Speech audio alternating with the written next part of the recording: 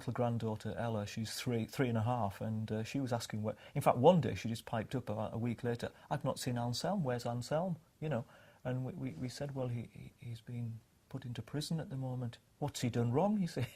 It's a difficult question to answer to a 3.5-year-old. Well, he's done nothing wrong, Ella, at the minute. He just... that they want to take him back to his own country. There is many ways to try to do you bad, to try to force to remove you. But it's not good because you can lose your life. And the first attempt, he'd refused to enter the plane at the top of the gangway. And he just told the public that was sitting there what was happening and why he was being forced to go. He didn't wish to go, and that, you know, he would undoubtedly lose his life when he returned. And they apparently just stood up and wouldn't sit down, wouldn't let the plane take off until they'd removed him.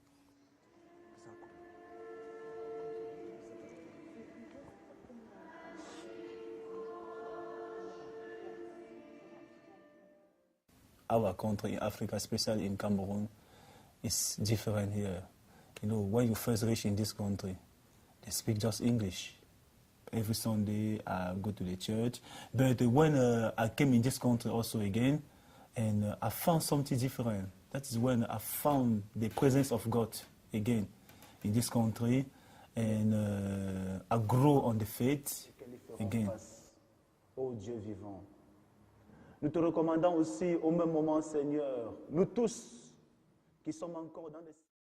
Anselme was one of the Africans that Tombe and I baptised that Sunday afternoon, going back 2 Octobers it would be now. I think it was, yeah. So that was my first contact with Anselme. He was first taken into detention, which would be, I think, May this year. He was released to Tombe's home, which was not the best place for him to remain, actually. They have a young family, and they had a 2-bedroom place, and he was sleeping on a sofa. Eventually, I think after about 2 or 3 weeks, we offered him a place here. He has his own room up there. Sheila cooks for him. He goes to college and does other activities.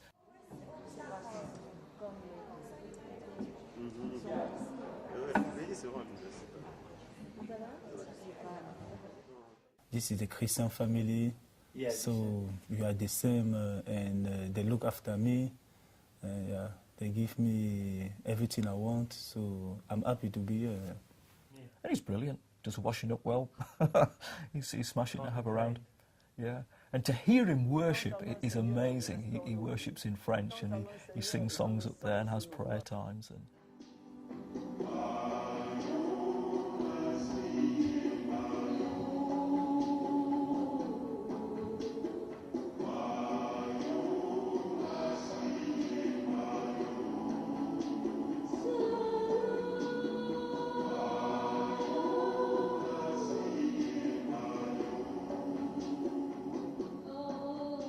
I miss my son for a long time since I escaped and came in this country.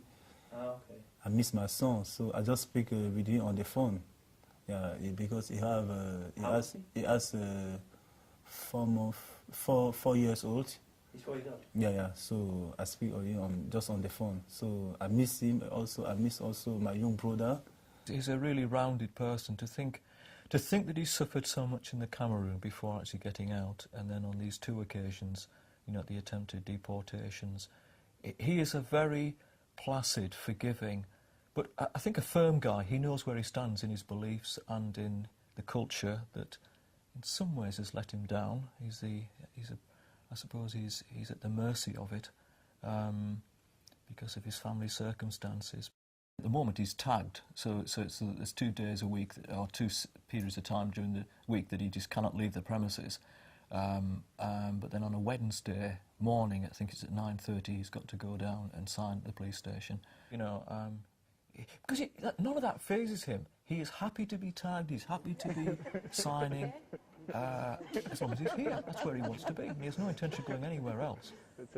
Oui, c'est vrai. Hein? I'm worried every time. Every time when the day to sign come, I'm worried about. I don't know what's going to happen. Yeah, that is true.